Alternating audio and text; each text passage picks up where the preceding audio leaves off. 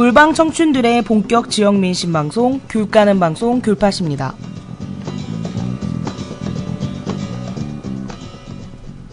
네, 1부 예고해드린 대로 저희 2부에서는 오늘 윤한봉 선생님과 관련한 특집으로 진행을 해보려고 합니다.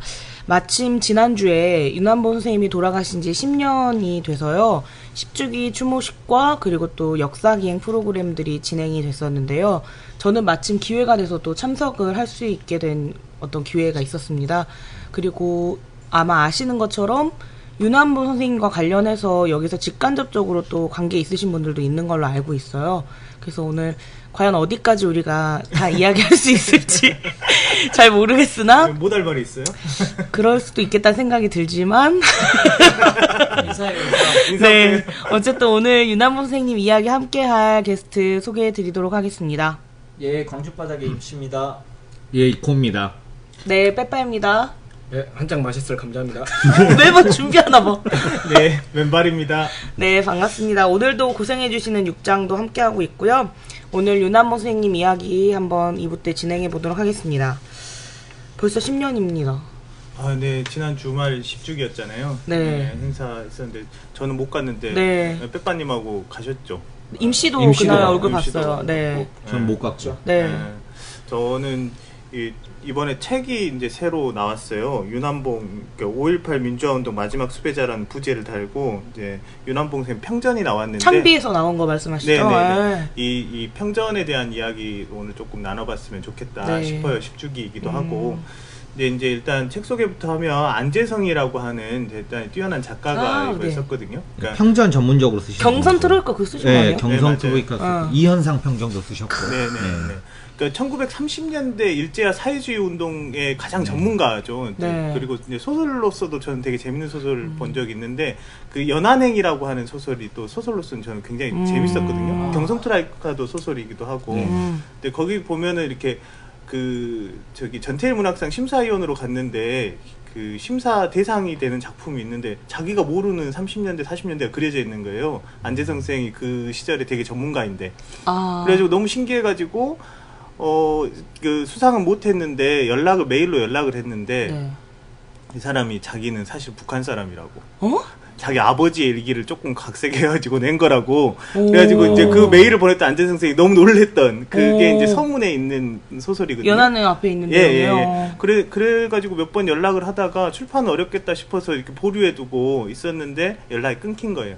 아마도 탈북을 시도했을 거라고 짐작하는데 연락이 끊긴 지 너무 오래돼가지고 일단 자기 이름으로 발표한다. 이런 소설이 있어요. 그렇게 시작하는 되게 재밌는 소설인데 그러네. 저는 이제 두고두고 안재성 선생이 이게 소설적 장치가 팩트 체크가 안 됐어.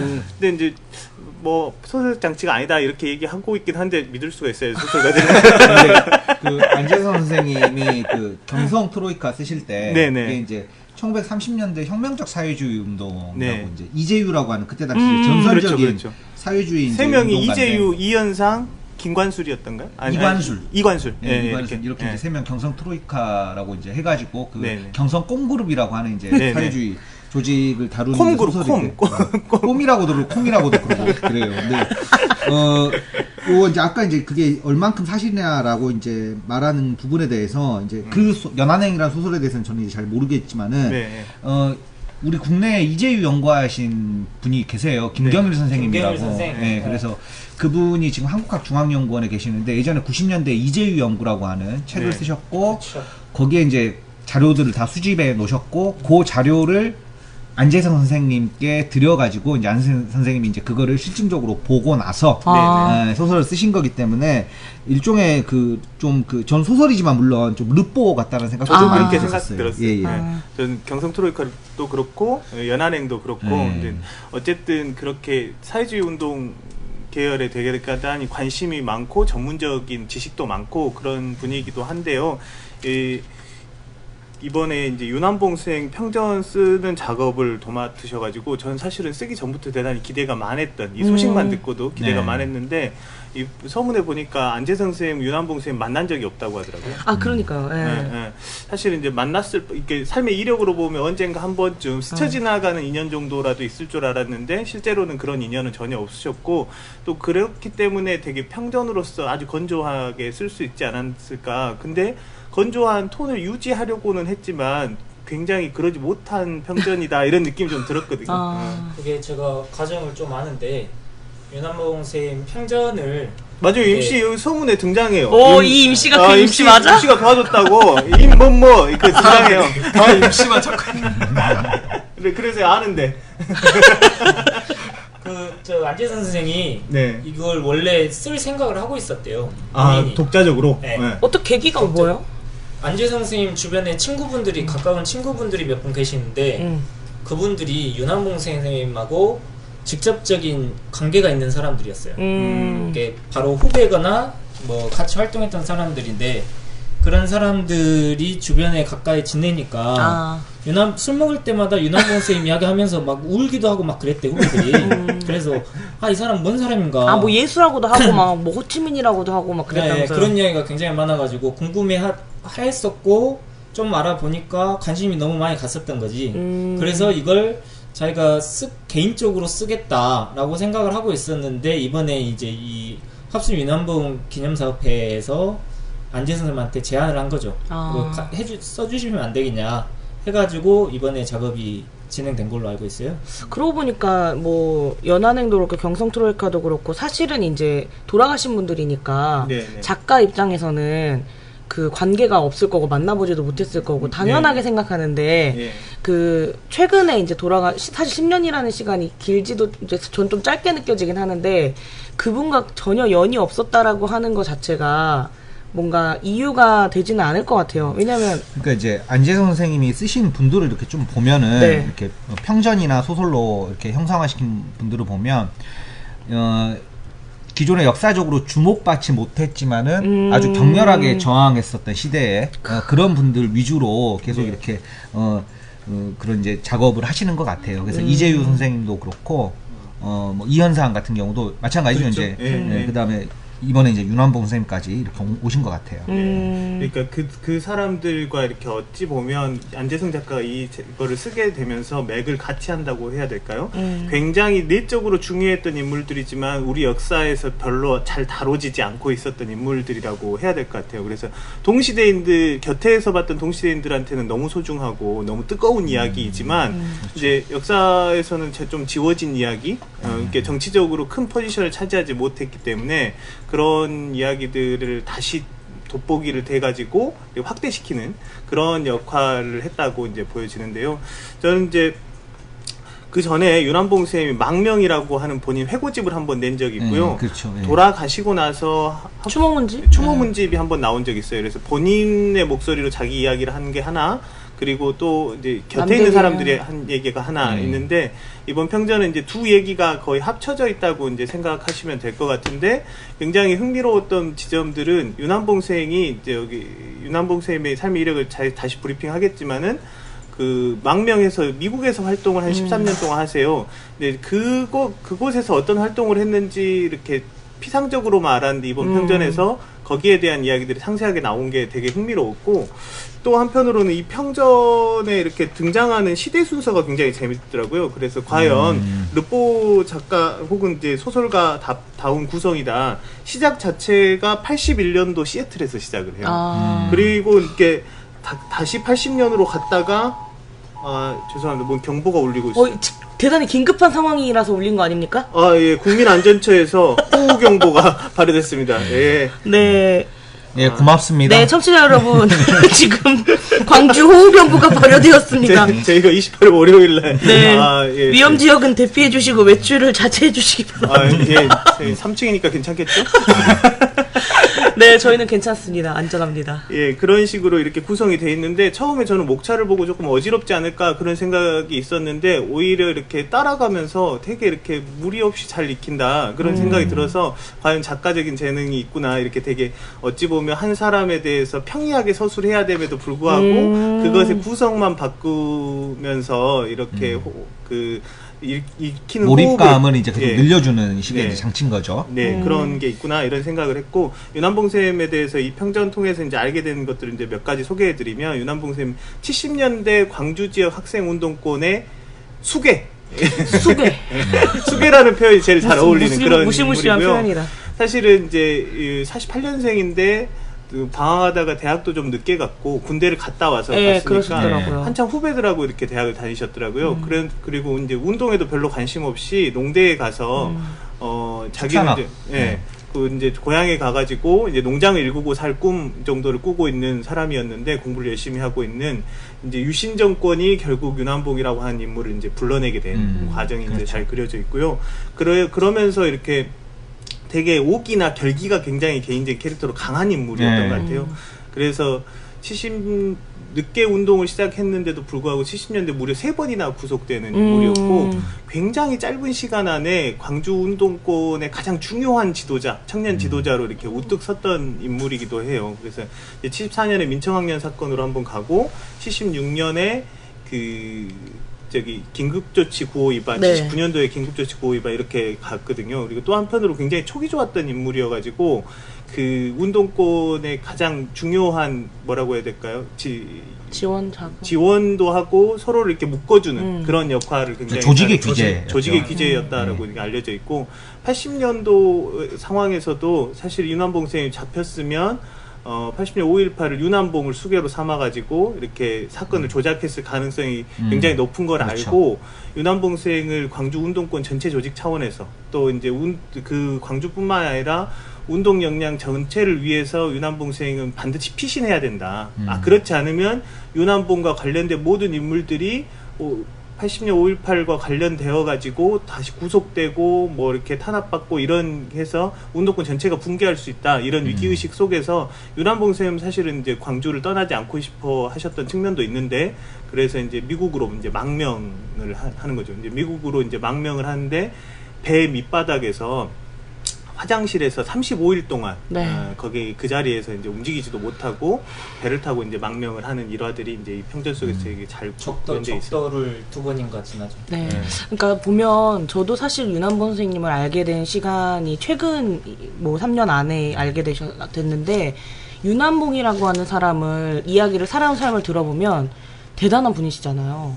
우리가 알고 있는 뭐 중요한 역사에서의 역할들을 하셨던 분인데 생각보다 많이 알려져 있지가 않고 그리고 또 알게 되면은 그분의 고민이나 삶에 대해서 또 굉장히 몰입하게 되잖아요. 사실 그 평전도 사실 이번에 10년이 돼서야 처음으로 나오게 됐다고 하고 왜 이렇게 사실 조명이 잘 되지 않거나 잘 모르는 사람으로 되어 있어요. 사실 경찰도 알고 그때 국정원 그때 중앙정보부죠. 이 사람들은 윤한봉이 수괴라고 하는 걸 모두 알고 있었지만 이 사람이 어느 단체의 대표가 되기를 별로 원치 않았던 인물이고 본인 별명이 합수예요. 합수. 똥거름?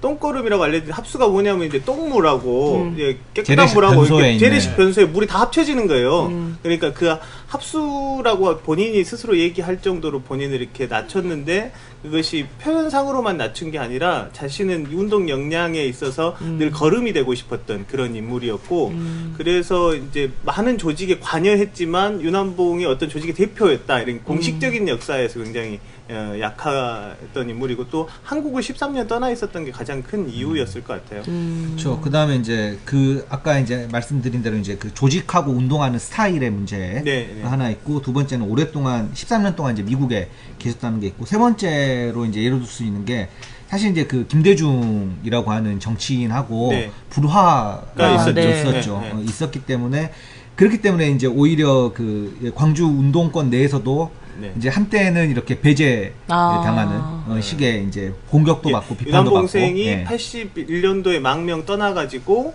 이제 돌아왔을 때 93년도에 돌아오시잖아요. 그 이제 돌아오신 뒤에 운동권 내부의 상황이 이제 달라져 있었던 거죠. 일명 이제 윤한봉 선생 후배 그룹들 혹은 친구들 이런 사람들이 기성 정치권 안으로 이미 많이 들어가 있었던 상황이 되었던 거고 기성 정치권에 들어오지 않거나 이렇게 비판적이었던 윤한봉 쌤에 대해서 배제했던 그 사람은 13년 동안 한국을 떠나 있었기 때문에 아무것도 모른다 이런 맥락이 좀 있었던 거죠. 그런 것도 있는 것 같아요. 80년 광주가 인정받지 못했던 역사였던 시기 그때의 시기와 윤한봉 선생님이 이제 미국에 계실 때는 그런 시기가 이제 겹쳐지고 이제 윤한봉 선생님이 돌아왔을 때는 80년 광주가 역사적인 중요한 민주화 운동으로 인정받게 되는 시기 그 시기의 상황, 이 두 시기가 좀 다르게 겹치는 부분이 있는 것 같아요. 연암봉 선생님에 대한 이 사람들의 이야기나 그 관계 이러한 것들이 그 93년도에 한국에 돌아왔을 때 상황은 이미 5.18이라는 그 사건도 어떻게 보면 오래전 일처럼 되어버리고, 그때 주요하게 활동했던 분들도 정치계로 가시거나 아니면 운동을 이제 그만하시거나 이렇게 그렇죠. 좀 그러니까 침체된 제야에 있었던 사람들이 이렇게 그 현실 정치로 쭉 흡수되는 이제 그런 과정에서 들어오신 거기 때문에 그런 게 이제 있었었고, 더 중요한 거는 우리가 항상 어떤 굵직한 어떤 그 운동, 민주화 운동이라고 하는 그 굵직한 운동이 끝났을 때, 일단락됐을 때 그것의 성과를 가져가는 거는 불균등하게 갖고 가는 거잖아요. 네, 그래서 그렇죠. 그런 점에서 이제 윤한봉 선생님은 자기가 하셨던 것보다 많은 평가를 받고 있지 못하는 상황이라고도 지금 볼 수 있는 것이죠. 여기도 등장하는 얘기인데요. 이렇게 귀국했을 때 김대중 선생한테 인사 가자 이랬던 친구들이 있었던 모양이에요. 그러니까 또 김대중 선생이 또 연배로 또 위고, 윤한봉 선생 입장에서는 거기에 동교동에 인사를 간다라는 것은 이제 공천을 달라라고 하는 메시지 가능성이 있으니까 이제 그런 오해도 살기 싫고, 그런 식으로 정치권으로 무조건 제야가 다 편입되어 가는 과정도 좀 싫고, 그래서 이제 그걸 거부했던 인물이기도 한 거죠. 그렇죠. 그래서 어쨌든 윤한봉 쌤을 되게 불편하게 생각했던 친구 선배들이 꽤 많았던 것 같아요. 윤한봉의 삶이라고 하는 게 너무 원칙주의적이고, 또 한편으로 자기 욕망이 없는 거예요. 그 욕망을 가지고 운동을 했었던 사람들. 저 되게 인상 깊었던 구절이 뭐였냐면은, 뭐라고 표현했더라? 그 되게 독특하게 전라도 사투리로 표현했는데, 자기 이름을 내기 위해서 운동하는 그런 것도 안 된다. 요런 얘기를 좀 하더라고요. 여기 찾았어요. 밴들바우.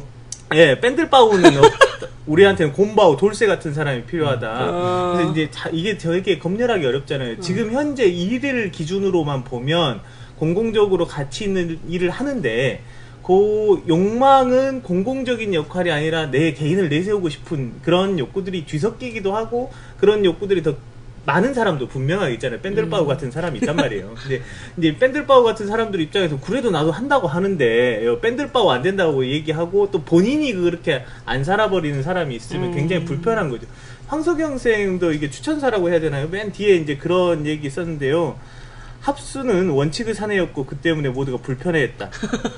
오늘 나는 그가 곁에 있어 나를 여전히 불편하게 해주기를 소망한다. 이게 참 그 이제 소설가 같은 표현인데요. 그런 것 같아요. 불편한 사람이 싫지만 또 편한 사람들만 있으면 내 삶이 어디로 가는지 거울이 없기 때문에 또 막 불안해지는 게 있잖아요. 이제 그 표현을 이제 황석영 선생이 해준 것 같고, 다른 사람들한테도 원칙주의자, 또 이 사람 무소유 정신으로 거의 살았어요.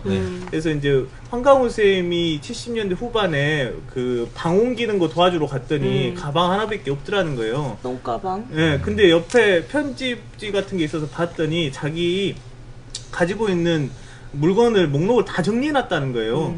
그리고 그 목록이 꼭 필요한 물건이고, 그 외의 것들은 나머지 다른 사람들한테 다 줘버렸다는 거예요. 예, 잠바 2개 그러면 잠바 하나 필요 없어 그러죠. 그러니까 이제 갖고 있는 게 많으면은 운동을 하는 데 있어서 오히려 걸림돌이 된다라고 그렇죠. 이제 판단을 하셨던 거고, 그다음에 그 이제 그 망명이라는 책에 보면 밀항을 하면서 이제 자기 스스로 다짐했던 부분이 있는데, 거기에서 이제 굉장히 비타협적인 그런 이제 굳은 모습이 나오죠. 그래서 여기 이제 책을 한번 보면, 이승만처럼 미국화되지 않기 위해서 영어 안 쓴다. 운전 안 하고 샤워 안 한다. 이게 이제 미국식 생활 습관 내가 안 하겠다라는 것이고, 그 다음에 이제 나온 게, 조국의 가난한 동포들과 감옥에서 고생하는 분들을 생각해서 침대에서 잠자지 않는다.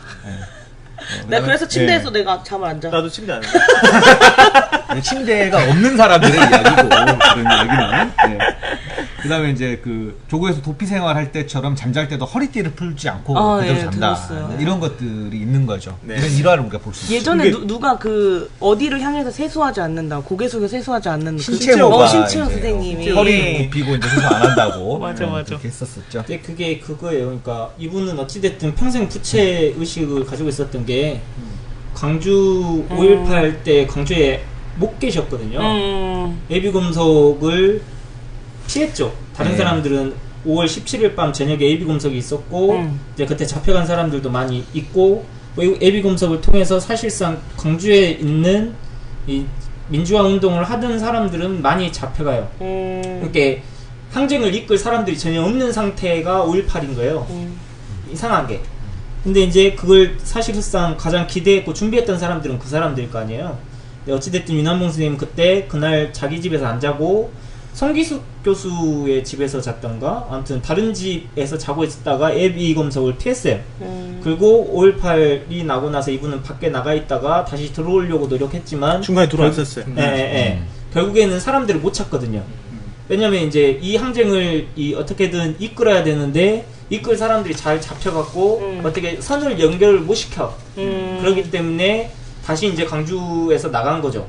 광주에서 나가가지고 그때부터 이제 도피 생활이 들어갔는데 도피 생활 이게 미국으로 가기 직전까지도 굉장히 긴 시간이에요. 그 긴 시간 동안 제가 보기에는 가장 윤한봉 선생님이 괴로워했을 것 같아요. 그렇겠다. 왜냐면 많은 1년 분들이, 정도. 자기 후배였던 사람 저희가 죽었잖아요. 이제 윤상원 열사가 죽었잖아요. 이 광주에서 돌아가신 분들 그리고 감옥에서 이제 고문당하시고 그러신 분들을 두고 어찌됐든 미국으로 밖에 갈 수 없었던 자기의 처지 이러한 것들 때문에 끊임없는 이제 부채감에 시달릴 수밖에 없는 상황이었고 사실상 미국에서의 활동도 그런 광주의 동지들이라고 해야 될까요? 그분들에 대한 이 빚을 갚는 마음으로 지내어 오신 거고 실제 93년도에 한국에 귀국하셨을 때 맨 처음 했던 말이 뭐라고 했죠? 자기는 도망자다. 그 부채의 영웅이 아니다. 원래는 이제 죽었어야 되는 사람인데 살아남았다. 부끄러운 마음을 가지고 있다. 이 부끄러운 마음을 씻는 마음으로 뭐 살겠다. 이런 취지의 말씀을 그렇죠. 하시거든요. 그래서 이제 그때 귀국하실 때 이제 기자들이 이렇게 만세하는 포즈 한번 취해달라고 사진 찍어야 되니까 맞아. 그때 이제 만세를 안 했다라고 하시죠. 그러니까 보니까 이 시간이 굉장히 긴박했을 것 같아요. 방금 말씀하셨던 대로 80년 이제 5월 당시에 15일경에 민중 항쟁이 일어날 것을 예견했었던 분들이 8인 회의를 만들어가지고 아니 나중에 보니까 8인 회의가 8살 대충 모인 그러네. 한 8분이 모여가지고 도청을 장악하고 투쟁해야 한다라고 하는 내용들을 이제 역설했다고 해요. 그것도 필담으로 걸릴까봐. 그랬다요. 맞아요. 그리고 나서는 이제 18일이 온 거고, 그리고 나서 바로 이제 5월 27일 날 5.18 민중항쟁과 관련해서 핵심적인 주동인물로 윤한봉이 지명되었고, 내란 음모죄로 현상수배돼가지고, 그해 80년 6월까지 해서, 그러니까 다음에 81년 4월까지 해가지고 전국이 지명수배가 내려졌고 도피했다. 그러다가 이제 81년 4월달에 미국 밀항선에 몸을 태우신 걸로 그렇게 나와있다. 근데 이제 이분이 거의 무소유의 삶을 살았고 자신을 위해서 어떤 쾌락도 용납하지 않았는데 딱 하나 한 게 있어요. 담배 맞아. 그래서 결국 폐기적으로 돌아가신 것도 담배를 많이 피우셨는데 그것도 이제 밀항선 안에서 밀폐된 공간에서 그러니까 근데 참 이 원칙주의자였고 거의 모든 사람의 증언에 윤한봉은 자기가 한 말을 거의 그대로 지키려고 하는 좀 강한 신념의 사나이였다 이런 부분들이 많이 등장하는데 원칙주의자로서 잘 못한 부분이 하나 있다면은 담배를 그렇게 왜냐면은 그 밀항선에서 음식 냄새가 나오면 안 된다 선장은 모르고 기관사하고 항해사만 지금 알고 있는 상황이었던 거거든요. 그러니까 다른 선원들한테 들키지 않으려고 아무것도 가지고 오지 말아라. 그냥 음식을 막 먹으려고 해도 막 이제 마른 거, 마른 새우, 마른 멸치, 이제 이런 것만 챙겨서 가지고 간 거. 근데 이제 나머지 후배들이 이제 가지고 오는 그것들은 다 거절하면서도 그렇게 냄새 날까봐 음식도 안 먹는데 담배를 계속 피셔가지고 결국은 이 몸이 안 좋아지셨다는. 제가 일랑 하는데 도와주신 최동현 선생님 나오 계세요. 그분이 항해사셨죠. 3등 항해사. 그분이 일부러 윤한봉 선생님을 밀항시키기 위해서 원래 1등 항해사인데 일부러 2등 항해사로 낮춰가지고 그 배에 가게 된 거예요. 가게 돼가지고 이제 윤한봉 선생님을 태우고 가는데 담배 연기 때문에 걸릴 뻔한 거야. 그분 말씀에 다른 건 다 철저한데. 대박이다. 다른 건 정말 다 그렇게 됐는데 담배 냄새가 연기가 위에서 이렇게 갑판에서 보면 연기가 아래에서 올라오는 그러니까 사람들이 이거 뭐지 그래가지고 최동현 선생님이 윤한봉 선생님한테 담배 이렇게 많이 피우면 안 된다 뭐 그렇게 이야기하기도 했다고 하더라고요. 근데 이제 담배를 계속 피셨지. 그러니까 윤한봉 선생님이 평생 제가 알고 있기로는 스트레스를 푸는 방식 그게 두 가지였어요. 첫 번째는 담배 피는 거였고 두 번째는 책에 나왔는지 안 나왔는지 모르겠는데 꿈 꾸는 거였어요. 꿈. 잠잘 때 꿈 꾸잖아요. 그걸 맘먹으면 꺼지는구나. 잠잘 때 이분이 이렇게 어떤 아무튼 이상한 성격을 가지신 건 분명해. 무슨 말이냐면 꿈을 꾸는데 꿈을 꾸면요 그걸 기억하기 위한 노력을 하는 거예요. 기억하기 위한 노력. 그러니까 꿈을 꾸고 깨어나서 그걸 기억해. 계속 그 노력하면 기억이 된대요. 한 1년 정도 노력을 했대. 그러니까 자기가 꾸는 모든 꿈은 생생하게 자기가 다음날 아침 뭐 낮에도 다 기억할 수가 있는 거예요. 근데 그게 자기한테는 스트레스 푸는 일이다. 나랑 되게 비슷해. 기억이 안 나면 더 스트레스 쌓여. 그런 게 있어. 그러니까 이게 그냥 단순히 이제 자기가 즐기는 것이 담배하고 꿈이다라고 생각할 수도 있지만 어떻게 보면 그렇게 치밀한 사람이거든요. 자기가 마음 먹고 하려고 하면 정말 무서울 정도로 치밀하게 준비하는 사람이에요. 그리고 감각이 좋잖아요. 네. 촉도 좋아. 광주에서 일이 난다고 봤던 거예요. 근데 17일 날 밤에 예비 검속이 실시될 거라고 판단을 못 했던 거죠. 5월 말이라고 봤대요. 근데 이제 그게 좀 빨랐던 거죠. 그러면 이제 모르겠어요. 역사의 가정이 이제 안 되니까 윤한봉 선생 예감대로 5월 말이었다고 한다면 항쟁 지도부가 조금 더 체계적으로 구성됐을 가능성도 있을 수 있었던 거죠. 그러니까 이제 그 80년 뭐 봄 이렇게 네, 이제 전두환이 이제 그 5.18 일으키기 전에 이제 이 상황에 대해서 뭔가 큰일 날 것 같다라고 하는 얘기를 광주다. 전국적으로 하고 다녀셨던 거죠. 윤한봉 선생님. 그랬는데 대부분 이제 예전에 운동하셨던 분들이 당시에 이제 동지들이 그렇지 않을 것이다라고 좀 낙관적으로 정세를 판단을 했었는데 그래서 이제 윤한봉 선생님 이제 생각하기에 광주에서 큰일이 날 것 같은데 문제는 큰 일이 났을 때 어차피 패배할 것 같다라는 거예요. 전국적으로 도와주지 않기 때문에 패배하는데 패배하더라도 그러면은 최대한 정치적 성과를 남겨야 되고 동시에 패배하더라도 그 상처는 최소화시켜야 된다. 그러기 위해서 지도부가 있어야 된다. 조직이 있어야 된다라고 생각을 하고 계셨던 거죠. 5월 당시 상황이. 근데 이게 사람들이 어떻게 보면 이렇게 생각할 수도 있어요. 뭐 그렇게 대단하게 뭐 윤한봉이 그렇게 대단한 사람이냐. 그걸 준비 예측하고 있었다라는 사실이라는 게 굉장히 어떻게 보면 큰 일이거든요. 그러니까 사람들 입장에서는 윤한봉 네가 뭐 그렇게 대단하게 그걸 다 예측하고 어쩌고 막 그러냐 그런 이야기를 할 수도 있어요. 그리고 평전을 쓸 때도 그런 부분은 부각을 안 시키는 걸로 사실은 이제 이야기를 하려고 했었던 거거든요. 근데 왜 그러냐면 이제 그렇게 마치 되면 너무 미화하는 윤한봉 너무 그렇죠. 미화하고 신비화하는 거 아니냐라는 것이 있을 수 있기 때문에 그래서 안 그랬는데 이분 자체가 뭐 어떤 다른 능력이 있다라기보다는 정세를 분석하려는 치밀함은 굉장히 강했던 것 같아요. 신문 기사를 읽을 때 뉘앙스까지 다 보면서 정세를 파악하거든요. 이분 스타일이. 그건 이제 광주 돌아오셨어도 마찬가지예요.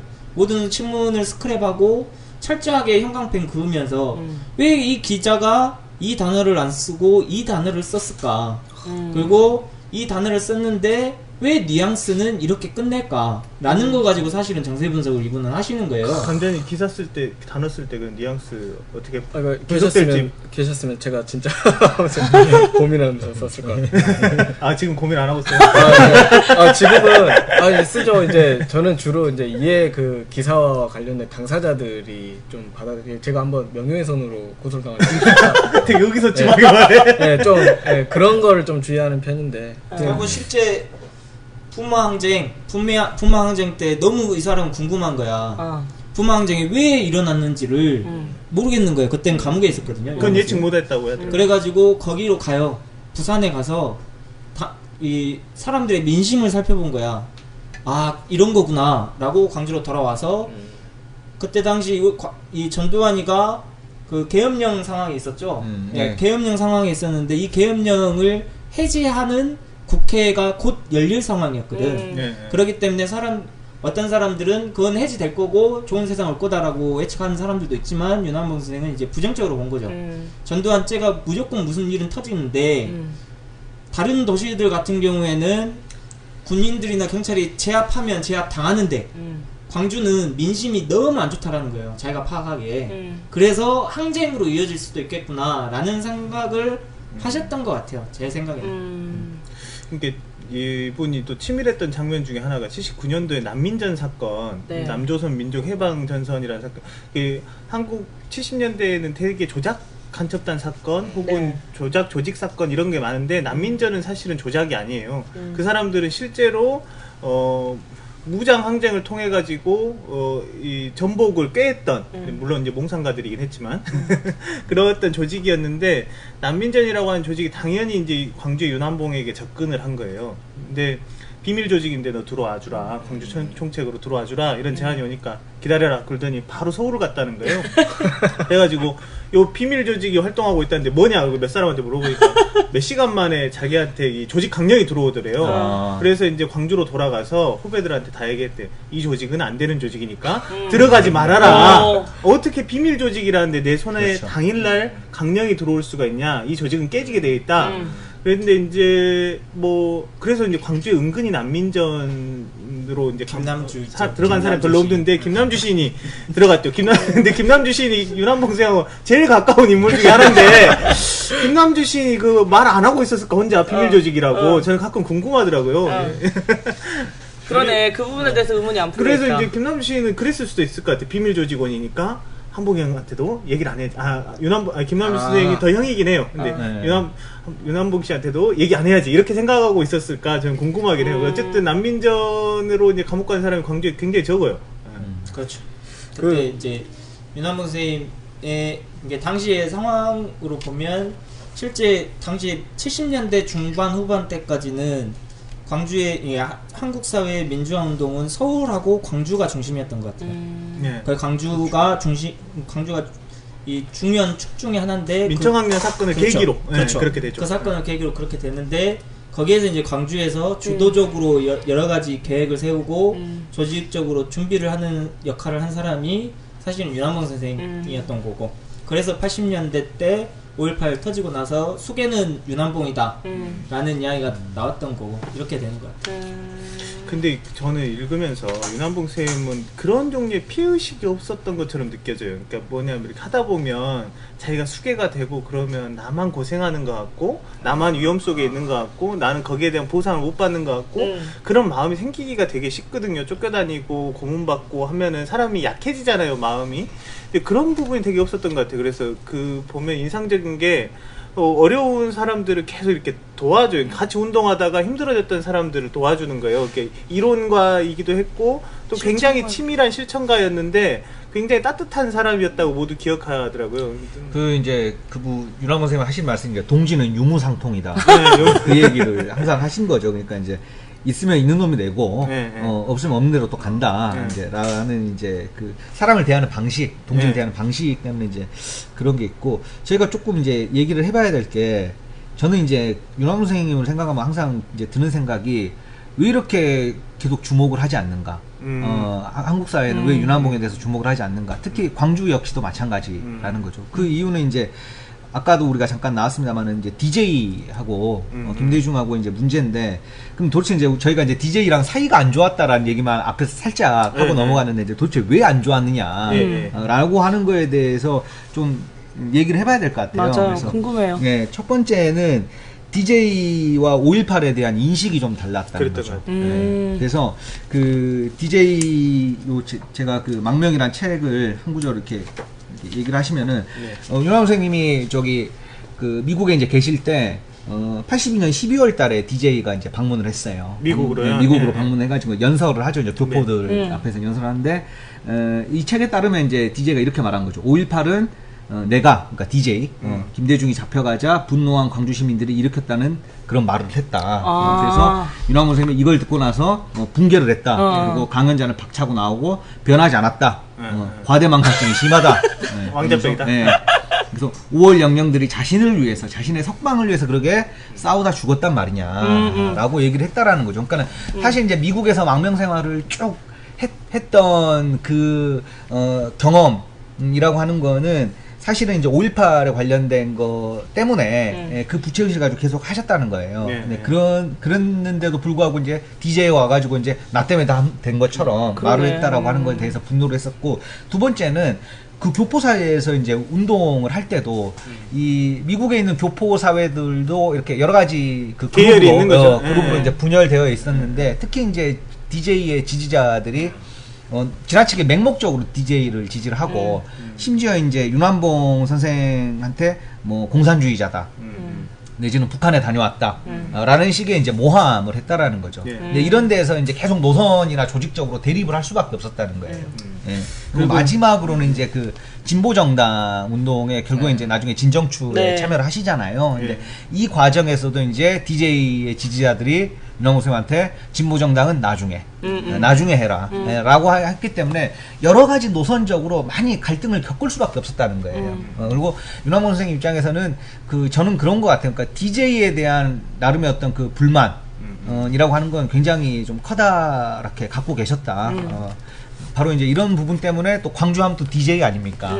그래서 이 광주가 DJ를 계속 호명하고 DJ를 이제 높이 평가하는 과정에서 윤환봉 선생님은 하나의 이제 그림자처럼 주목이 역설적으로 안 되고 있는 것이 아닌가라는 생각이 좀 들어요. 그런 거 보면 이번에 이제 미국 관련한 이야기들이 사실 이번 새로 나온 평전에 좀 많이 들어갔거든요. 네. 근데 보면은 윤환봉 쌤 참 오해를 안 두려워하는 인물이기도 하다. 그런 그렇죠. 생각이 들었어요. 왜냐하면은 이 사람 어떤 면에서 보면 통일운동가이고, 그래서 이제 친북 세력처럼 몰리기도 하고, 또 반대편에서 보면 이 사람 뭐 국정원이나 정보부 뿌락지처럼 보이기도 네, 그렇죠. 하고, 이게 굉장히 복잡한 거예요. 근데 어디서 저만큼 또 성장해가지고 사람들을 또 모을까? 약간 교주적인 측면도 좀 있어 보이고, 그러니까 사람 곁에 있는 사람들이 보는 거하고 이제 밖에서 보면 진영으로서 어디에 속해 있는지 좀 궁금하단 말이에요. 너 어떤 라인에서 성장했어? 이렇게 얘기할 수 있는데 본인이 그런 방식으로 대답하지 않는 사람이었던 것 같고, 그러니까 오해를 좀 달고 다녔던 인물이기도 네, 했던 그렇죠. 것 같아요. 네. 제가 이제 기사를 사실 이번에 10주기 맞아서 조금 부탁을 주셔가지고 여기저기 좀 이야기 들어봤더니 그런 얘기를 다 하시면서 저도 궁금했던 게 왜 이렇게 10년간 평전 하나가 안 나오고 광주 사회에서 이렇게 주목을 하지 않느냐, 조명이 제대로 안 된 거냐에 대해서 처음에 뭐 오수성 그 기념사업회 이사장님은 이제 워낙 그 윤환봉 선생 자체가 본인 이름을 드러내기 싫어해서 뭐 기념사업회도 좀 그런 그 성향을 물려받은 것 같다 보니까 농담삼아 하다가 그 얘기들을 하더라고요. 뭐 진보 운동 세력 간의 어떤 갈등과 이런 문제들, 이게 뭐 직접 이렇게 얘기하기도 되게 어려운 점들이 많이 있습니다만, 어떤 이런 부분들 근데 거치면서도 또 그 얘기를 하시더라고요. 그 지난 최순실 뭐 박근혜 국정농단 이렇게 촛불 집회가 이렇게 크게 벌어졌을 때 그때 가장 많이 생각나던 사람이 윤환봉 선생이더라. 주변에서도 그 얘기를 많이 하더라, 이렇게 얘기를 하더라고요. 5.18 당시에 도청으로 들어가는 뭐라고 해야 될까, 도청 사수파가 있었고 그 타협파가 있었잖아요. 근데 사수파가 사실상 마지막까지 사람들이 남아있을 수 있게 이제 지도를 한 거거든요. 그 사수파에 있었던 많은, 이렇게 주요한 사람들이 몇 명 있어요. 그 주요한 사람들 몇 명이 사실상 윤환봉 선생님이랑 굉장히 친하게 지냈던 사람들, 같이 운동했던 사람들인데, 그분들 인터뷰하다가 제가 들은 이야기가 인상적이었던 게 뭐냐면, 그분들이 5월 18일날 이제 사건 터지고 나서 도망쳐요. 광주에서 도망치는데, 도망쳤다가 너무 괴로운 거예요. 그래서 다시 광주로 들어오는 과정들이 있거든요. 그 과정에서 뭐라고 그분들이 광주로 걸어오는 과정에서 뭐라고 생각하냐면, 내가 만약 윤환봉이 광주에 있었다면 어떻게 행동했을까? 라는 생각을 계속 했다고 하더라고요. 그리고 도청 마지막 날, 27일 마지막 날 군인들이 도청에 들어오게 되기 바로 직전에 그 정상용 선생님이 계시는데, 그분은 어떤 생각을 했었냐면, 참 행복했다, 자기는. 그러니까 그러면서 이제 가족한테 미안하단 말을 같이 했는데, 가족이 먼저 떠오르는 게 아니라 윤환봉이 먼저 떠올랐더라고요. 그래가지고 바로 죽음 직전에 있으니까 주마등처럼 과거의 일들이 지나갈 거 아니에요? 근데 이제 그때 윤환봉이 먼저 떠올라서 윤환봉하고 같이 활동해서 행복했다, 뭐 그런 식의 이야기를 하시더라고요. 근데 이제 지금 돌아가셨지만 지금도 윤환봉 선생님에 대해서는 사람들이 불편해하고 그러면서도 늘 쓴소리를 하는 사람이어가지고 예, 그런 부분이 있고, 특히 이제 이번에 뭐 평전 10년 뭐 걸렸다고 하지만 그것도 재밌게 윤한봉 선생님은 무능력하게 게으른 거 이런 거 정말 싫어하거든요. 운동하는 사람들이 왜 이렇게 무능하고 게으르냐는 거야. 그것 때문에 정말 많이 이 후배들 입장에서 괴롭힘을 당한 거지. 정말 많이 혼냈대요. 욕도 정말 잘하셨대. 정말 처음 듣는 욕을 굉장히 많이 잘하시고 이렇게 지금 저희가 녹음하는 곳이 윤한봉 기념사업회 건물 3층에서 하고 있거든요. 아, 그러네요. 네, 이제 살아 계셨으면 저희 같은 꼴을 보고 있으면 아니 근데 이제 저희 같은 경우는 저는 이제 2000년대 초반에 막 그때 뭐 이렇게 진보정당 활동하고 이럴 때 윤한봉 선생님 그 연구소 옆에 이제 저희가 자주 모였어요. 이렇게 또래들이. 근데 수상초등학교 옆에. 네, 그렇죠. 그쪽에 이제 민족미래연구소 가가지고 이제 이렇게 보면은 이제 인사하고 쭉 가면은 저희는 이제 워낙 어리잖아요. 그러니까 오히려 이렇게 어린 친구들한테는 잘해주세요. 아, 만난 적이 있다고요? 네, 잘해주세요. 강의도 듣고 그랬어요. 오. 윤한봉 선생님이 한국에 들어오기 전에 그분 제가 말씀드렸죠. 치밀한 사람이라고 말씀드렸잖아요. 들어오기 전에 한국에 들어왔을 때 어떤 활동을 할 건지를 이미 계획을 다 세워요. 그 흐름이 두 가지가 있는데 하나는 5.18 때 돌아가신 분들에 대한 기념사업. 재단 그래서 초창기. 그렇죠. 그래서 재단도 만들고 김남주 시비도 만들고 이렇게 다 하거든요. 그 기념사업 하는 거, 추모 사업을 하는데 헌신하겠다라는 게 첫 번째고 두 번째가 정치개혁운동 하겠다라는 거예요. 정치개혁운동 하겠다라는 것은 뭐냐면 민주당도 바꾸기 위해서, 그러니까 이를테면 당시에 DJ죠. DJ파 사람들도 견제하고 바꾸기 위해서 또 새로운 싹을 키우기 위해서 진보정당 운동을 하겠다라는 결심을 이미 하고 와요.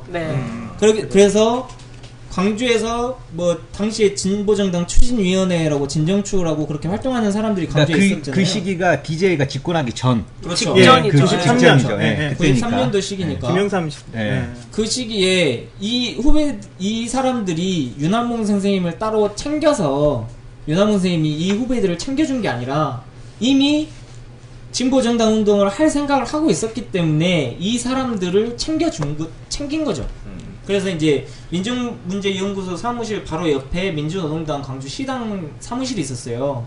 제가 이제 거기를 자주 다녔었는데 민주노동당 광주 시당 사무실은 더러워. 무슨 말인지 알아요? 공간이 더러워.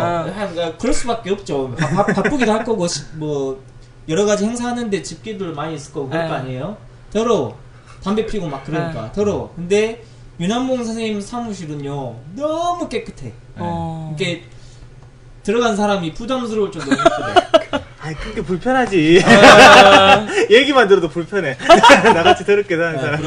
저희가 할 얘기가 너무 많고 너무 재밌는 이야기가 많아요 지금. 근데 이제 아무튼 쉬지 않으셨다 뭐 이런 얘기 나오니까 진짜 그러고 보면 또 장사를 엄청 하셨더라고요. 맞아요. 네, 그 장사? 장사에 그러니까 돈을 잘 모으셨다는 건 아는데. 돈을 모으려고 이렇게 뭐 후배 아파했으면 돈이 필요하잖아요. 이 사람 이제 월부 책 장사 해가지고 감옥에 갔다 온 사람들 저기 돈 나눠주고.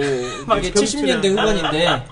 그 책 팔러 당시 전집 자기 저 체포하고 고문했던 형사 정부과 형사들 찾아가요. 첫 번째로 가서 팔아버려. 책 사주라고. 들었어. 진짜 깜놀했어. 그리고 광주 전남에서 언제 그 단기 그 매출 1위를 한번 한다면서요. 월부 책 장사로.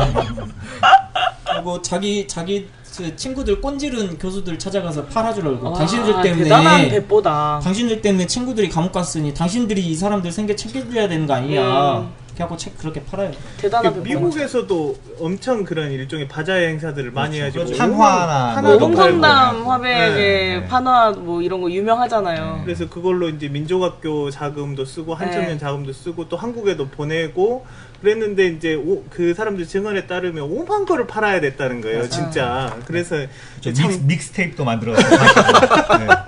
네, 굉장히 곤란하기도 하고 또 그걸 팔면서 자기들이 되게 단단해졌다라고 하더라고요. 저는 그 장면이 되게 재밌는 게 저는 이제 어쩌냐면은 뭐 이렇게 사람들한테 뭘 부탁하면 이제 미안해지고 그 사람들하고 또 못 볼 것 같고 그러는데 윤한봉 쌤의 조직운동 방식은 옹사관리를 사람들을 불러가지고 해내고 그 사람들을 다시 역량을 직결시키는 그런 방법을 쓰더라고요. 그래서 이번에 맨발 사진전 따라한 거 아니야 그런 거? 아니 근데 내가 그거를 못해. 나는 혼자 이렇게 고생하고 아니 물론 많은 사람들이 도움을 받았지만은 나는 그 조직이 안 되는 거야. 그거를 파는 거를 이를테면 이제 내가 파는 게 아니라 그거 자체를 조직이 불러서 팔고 입시 불러서 팔고 이렇게 했으면 우리가 끝나고 이제 그 시기가 되는데 이렇게 다음에 그렇게 한번 해봅시다. 네, 아무튼 그래서 이제 대표적으로 70년대 송백회도 뭐냐면 그때 쌀 관련해 가지고 여기에서 성당에서 할 때 800 농부들을 800명을 이렇게 불러다 밥을 먹이는데 다 불가능할 거라고 얘기했다면서요. 네, 그 후배들하고 이렇게 싹 모아가지고 밥을 해 먹였어. 여차저차해서. 오병이어의 대단한 사람이야 진짜.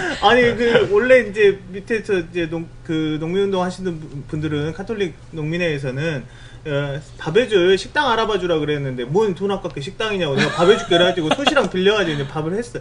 그 이야기도 너무 재밌는데 문제는 그 밥을 하고 나머지 사람들 다시 조직해. 그때 고생한 사람들한테 야, 다음부터 절대 너네들 안 부를게 이런 게 아니라 또 불러. 그게 너무 재밌더라고요. 그러네요. 한편 고구마 사건 때문에 그랬거든요. 네, 그게 당시로서는 아니 고구마 사건이 한번 나고 그때 신임을 얻어가지고 광주에서 뭐 농민 대회를 하는데 광주에 올라왔어요. 쌀 생산자 대회. 대회. 그때 한번. 아무튼 그때 돈 벌려고 돈 아끼려고 이제 그렇게 하신 건데 그때 윤하모 선생님 기억에 마지막까지 그러니까 대학생들이 도와준다고 왔어. 그래갖고 근데 다른 사람들은 밥만 하고 먹고 가지 설거지도 안 하고 정리도 안 하는 거야. 근데 마지막까지 같이 이제 윤하모 선생님 자기가 책임자이기 때문에 정리를 해야 되잖아요. 정리를 하는데 마지막까지 도와준 사람이 박간현이었죠. 박간현 선생님. 후배들한테 안에 들어가 강의 듣고 뭐 하고 하라 그랬는데 끝까지 안 들어가고 그때 눈에 들었다. 그래가지고 그때 박간현 그분을 좀 그랬대요. 그때 괜히 후배 대학 윤한봉 선생님 눈에 들어서 후배 대학 가가지고 아니 이제 저기 우리 아까 그 평전이 나오는데 이제 돌아가셨는데 10년 동안 평전이 안 나왔다라고 이제 말씀하신 게 여러 가지 이제 그 광주 시민사회의 문제도 있지만은 더 가장 본질적인 문제는 전 그거라고 생각해요. 그러니까는 미국에 가가지고 했었던 활동에 대해서 제대로 조사가 안 돼 있었던 게 가장 큰 거예요. 그래서 조사가 이제 최근에 이제 돼가지고 그게 이제 평전에 나름 이제 반영이 된 건데 우리가 이제 그 윤한봉 선생님이 사실은 그 미국에서 도대체 이제 무슨 운동을 어떻게 했길래 이렇게 이제 우리가 기억을 해야 되느냐 이제 이거를 좀 우리가 포인트로 잡고 마지막에 좀 얘기를 좀 해봐야 될 것 같거든요. 그러니까 제가 봤을 때는 그 다양한 이제 한인 교포들의 이제 뭐 나름의 운동 조직들이 있을 건데 그 조직들이 굉장히 한인들, 그러니까 교포들 사이 안에서만 있었던 그런 운동이었었고, 그 운동의 담론이라고 하는 것도 반독재 이상의 것은 넘어가지 않았었고, 그 다음에 그 사람들이 또 미국 사회이다 보니까 반공주의에 기반한, 이제 이런 식의 어떤 한계들이 있었는데, 이것들을 좀 극복해 나갔던 거고, 제가 이제 가장 그 재밌게 읽었었던 거는, 그 미국 내에 있는 다른 소수민족들하고의 연대 활동을 가장 적극적으로 했다라는 거죠.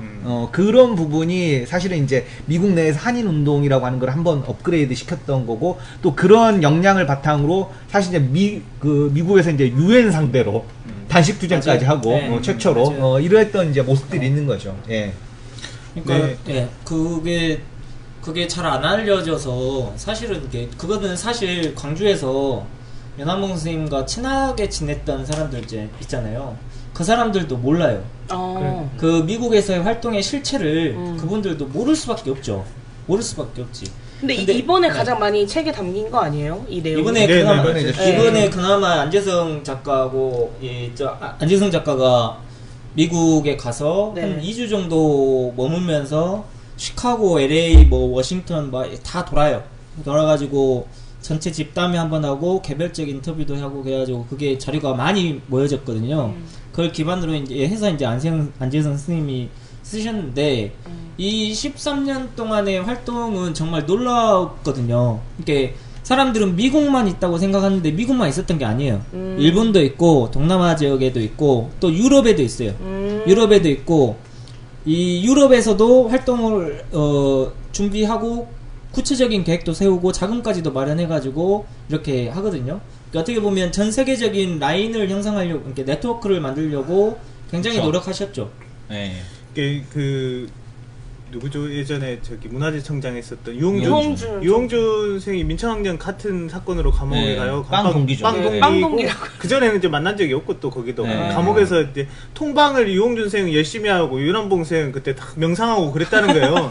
유홍준 선생 엄청 시끄럽고 윤한봉 선생 조용히 앉아 있어가지고 간수들이 이 유홍준 선생한테 가서 저 학생은 그렇게 조용하고 이렇게 그러는데 자네는 왜 그런가 그럴 정도로 유홍준 선생은 오만 사람들하고 통방하고 지내고 이랬는데. 미국에 다시 만났다는 거예요, 망명 시절에. 근데 미국에 다시 만나가지고 윤한봉 선생이 유홍준 선생의 이야기를 들어보니까 쓸만하니까 이제 오만 곳곳에 있는 민족학교들, 한청년 조직들에게 전국 미국 전국을 돌아다니면서 이제 강의하는 프로젝트를 민족 문화 강의, 강의를 하는 거죠. 슬라이드를 막 한. 저 그거를 이번에 기행 가서 들었어요. 유홍준 청장님이 그걸 재현하면서 그 당시에 80년대 이제 민족 미술 뭐 이런 거에 대해서 들었는데 굉장히 재밌더라고요. 이제 그거를 다 한 번 강연 사업을 다 끝냈는데 이제 그리고 한국 돌아가야 되는데 3개월만 더 있다가서 그래도 한 바퀴를 더 돌렸다는 거예요.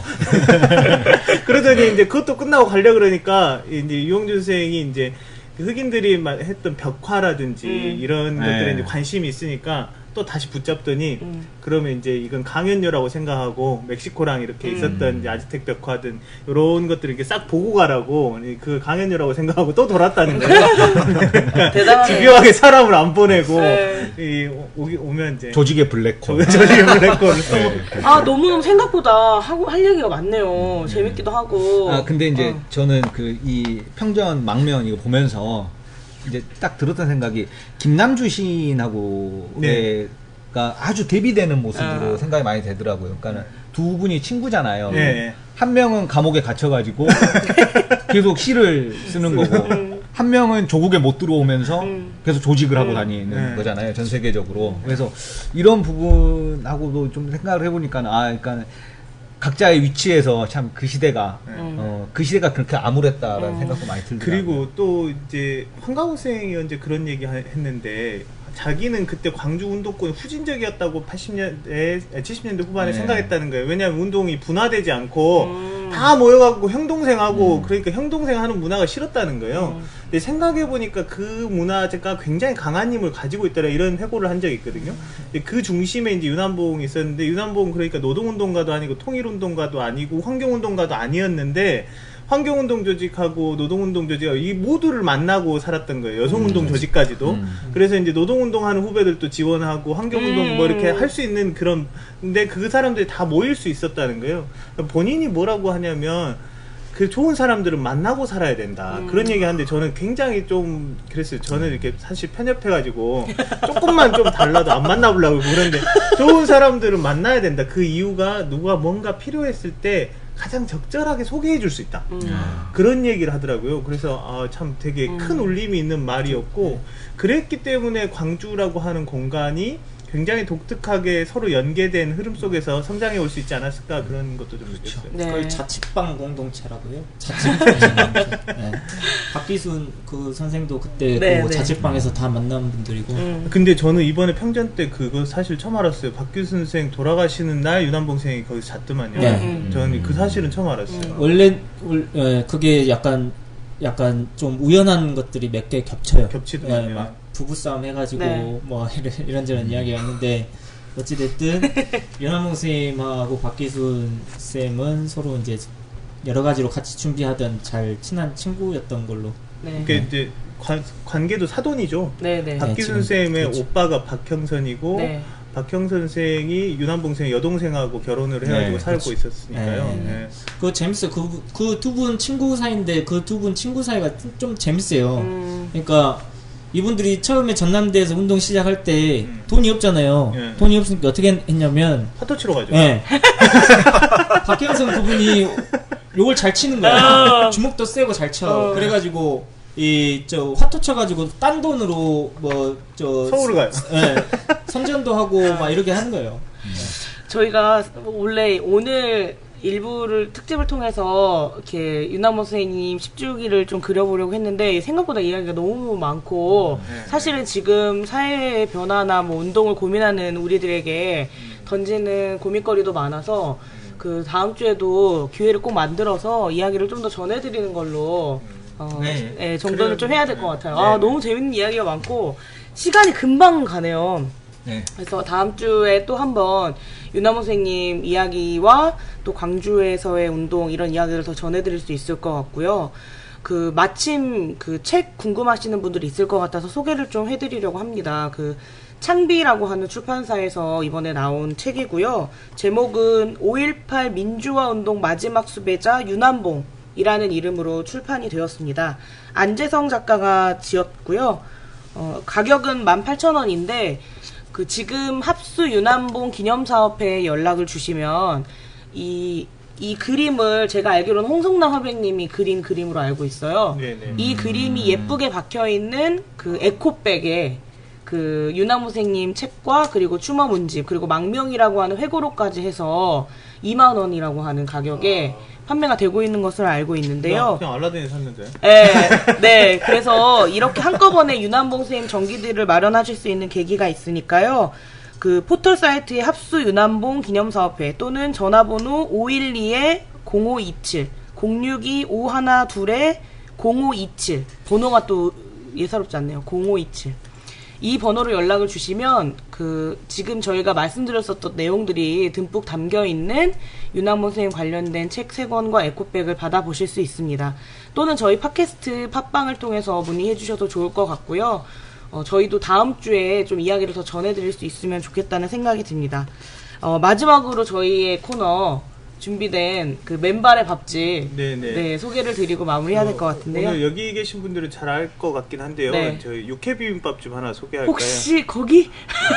아니 저기 예전에 그 삼삼오라고 삼성의 사회적 책임을 촉구하는 모임 네. 활동할 때 많이 갔던 유명회관이라고 있어요. 되게 유명한 집이에요. 네. 그 윤한봉 선생님 사무실하고 바로 옆에 있잖아요. 네. 오, 의미가 있네. 그래서 거기 가면 저기 원래 고깃집인데 육회 비빔밥 낮에 드시는 분들이 엄청 많은데요. 깜짝 놀랄 정도로 어르신들이 많이 계세요.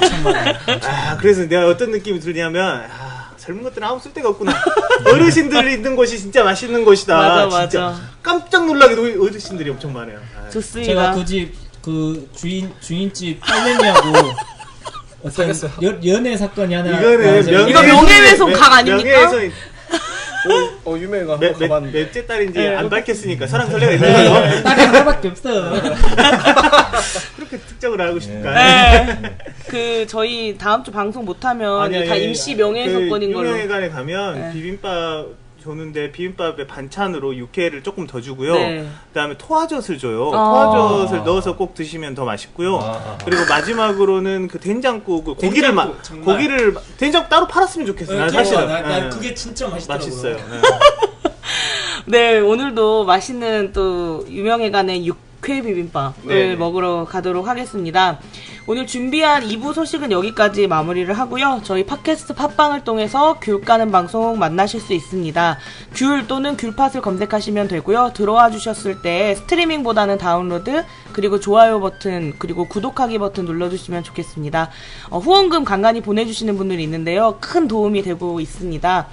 게시판 사용해서 저희 또 의견이나 또 다뤘으면 하는 내용들 있으면 올려주시기를 부탁드리겠고요. 저희는 내일도 최선을 다하겠습니다. 이거 타이밍을 맨날 기다리는구나. 대박이다. 저희는 다음 주에도 최선을 다하는 모습으로 만나 뵙겠고요. 다 같이 인사드리고 마무리하겠습니다. 고맙습니다. 고맙습니다.